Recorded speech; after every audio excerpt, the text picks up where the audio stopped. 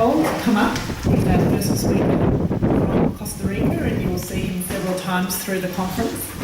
And I'll hand straight over.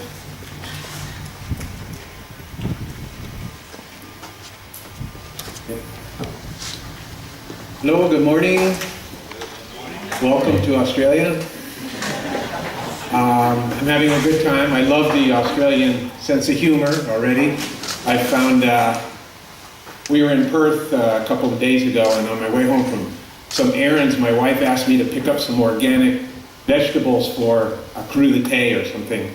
And I went to the grocery store, and I was looking around. I couldn't find them, and I asked the grocery guy where the organic vegetables were, and he said, "I'm not sure exactly what you're talking about." I said, "Look, I'm going to change my tactic here." I said, "These vegetables are really important for my wife. Have they been sprayed with dangerous chemicals?" And the guy looked at me and he said, "No, sir, I think you're going to have to do that yourself." So that's how I started here in Australia. So I'm going to talk about the Global Ecotourism Network. Try to get through it quickly. We have to look at, first of all, a certain series of factors, and then we'll get into who we are and what we do. The essential needs of the tourist basically are security and hygiene, access, the quality of the experience,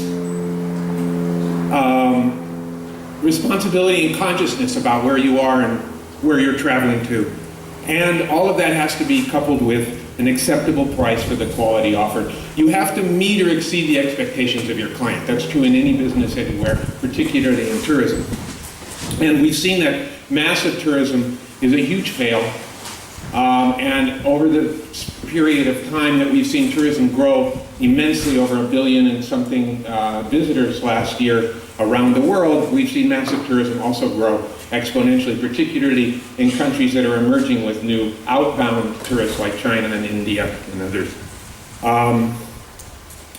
In order to sort of resituate ourselves in terms of how to be a good, responsible traveler and to create an ecotourism climate, we have to have a change in attitude, a change in equipment and installations where we are, make operational changes using functional designs. I'd like to meet the guy who designed this, and whether he got paid or not, or perhaps she.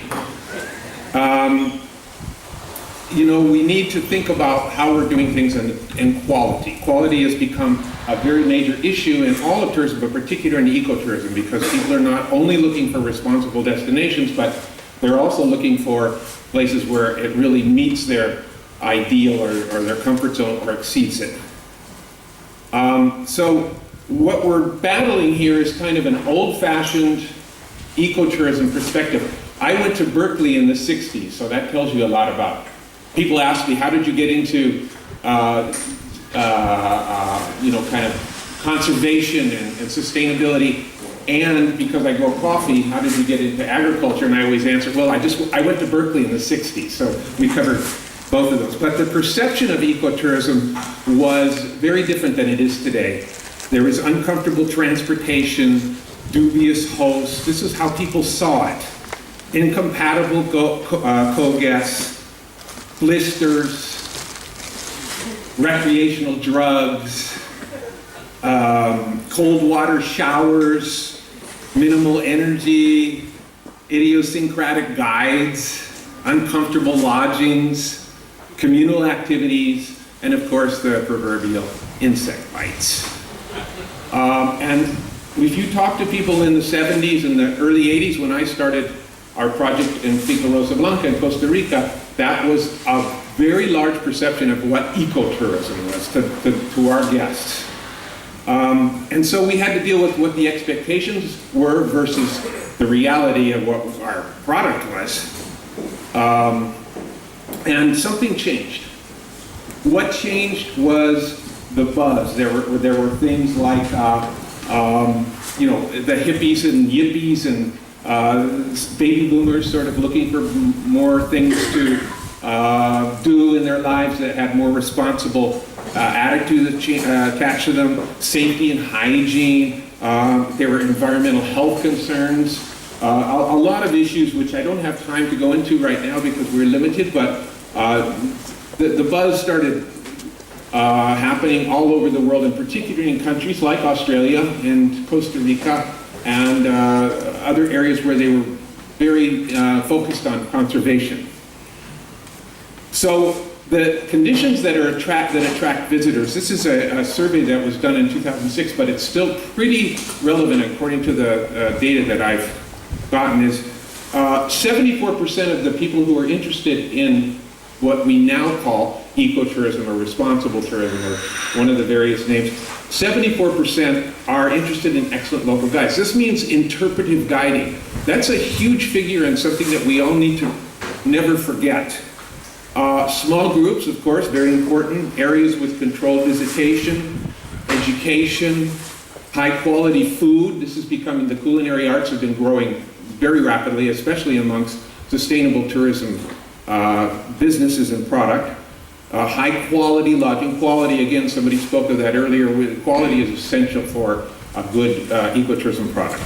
Conservation, relaxation, sports adventure. This is interesting. It's only 9% in the polls, and less than 1% of that 9% are interested or play golf. So if you see golf courses at ecotourism entities, you're probably dwelling in the Netherlands, as they call it in Holland, and low cost. So low cost is a very, very minimal importance to the standard eco traveler. And the international consumer demand for sustainable tourism, well, they want to learn about where they're going, and they're interested in social, cultural, and environmental aspects, looking for non-exploited areas. They want to patronize hotels and tour operators that are dedicated to conservation and to socioeconomic responsibility. So over the years, we've come up with an incredible amount of dilemma of what is ecotourism. There are a million descriptions, often having to do with protecting local peoples, conservation, and many of the things I'm sure you've heard, but it's become really an ongoing conversation that constantly is in flux, and we're trying to come to a point where we can identify that in a much more compressed and concise format. And you know, basically the activities cannot be equated with ecotourism unless they produce better protection for the environment, communities, and the well-being of the local people. And if you see some of the polls, which we won't go into now at another time when we have more time, but you can see that the trend is growing for sustainable tourism products. And this is a poll that we did in Costa Rica through the Menlo Group. And it shows a very strong tendency towards people wanting to go to places that are more responsible, destinations that have more consciousness about that. And you can see here 71% in 2011 versus 58% in 2007 are interested in responsible management of natural resources. This tendency is growing, and I think the whole world of tourism is going to change radically towards this direction. So now we're getting to GEN, Global Ecotourism Network. Who are we? Well, we were founded by the entire advisory committee for TIES. We were all the advisory committee for TIES until 2015. And amongst us, we have over 200 years of experience in ecotourism and sustainable tourism. And these are the countries that we represent on our founding board. We have two people here, Albert Kao and Tony Charters, who are members of this original group. And the board is made up of a founders board, which are 10 people.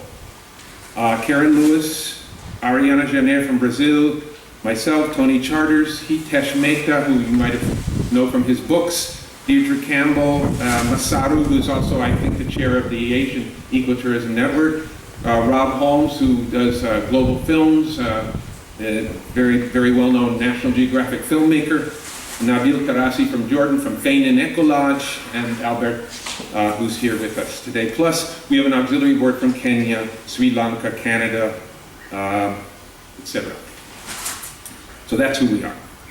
And end of February 2015, the advisory board wrote a letter to Kelly Bricker, the chairman of TIES, stating our concerns about how TIES was being managed and how we felt responsible for TIES' image and for its impact in the world, and felt very strongly that things were not going the way that we would like them to go as a group. And we resigned en masse, the whole TIES advisory board, to form Global Ecotourism Network. And this is the press release that came out in the newspapers the day after we resigned. It was spread quite a bit, and many of you probably saw the press release or some articles from Travel Weekly, etc. Quite an impactful moment for all of us, but it was something that we felt we needed to do. So what are our objectives? Well, we want to collaborate with the world's community of national, regional ecotourism bodies as a truly international ecotourism entity. We're committed to authentic ecotourism and its stakeholders, an accessible platform and voice for indigenous people and local people, rural communities, all of whom were involved in the ecotourism community. We want to be a think tank for sustainable development and evolution of an industry centered on authenticity. Disseminate authentic ecotourism trends, innovations, applied research, and case studies. Encourage social entrepreneurship through empowerment, skills transfer, and capacity building, and be an advocate for the industry. This by utilizing our experiences and amongst our institutional and professional members. And of course, as a goal, we would like to be recognized as the most valued and respected international ecotourism organization in the world, and be an authority for that. I think that amongst the group of Global Ecotourism Network members, the experience and the level of professionalism is unparalleled and represents the whole world. So it's quite an important and profound group, and we're all very pleased to be part of it. The question arises, there's so many organizations in the world, especially working with ecotourism, sustainable tourism, responsible tourism. Do we really need another one? And I think that the answer is yes, and that we all, as a group, believe that we had a very important position to take, particularly after leaving TIES and taking on the responsibility of what we were doing with TIES and upgrading it to a 21st century mentality. So I want to close by saying that a monk went to his master and said, "Master, it feels as if there are two dogs fighting in my heart. One is for all that is good in me, and the other is for all that is evil. Master, tell me which dog will win." And the master answered, "The dog that you feed." And that's how we feel about Global Ecotourism Network. So I'm going to end it now. Later I'm going to be doing a business study, case study on my hotel and coffee plantation. I'll give you a little more information on some of the things we touched upon today. Thank you.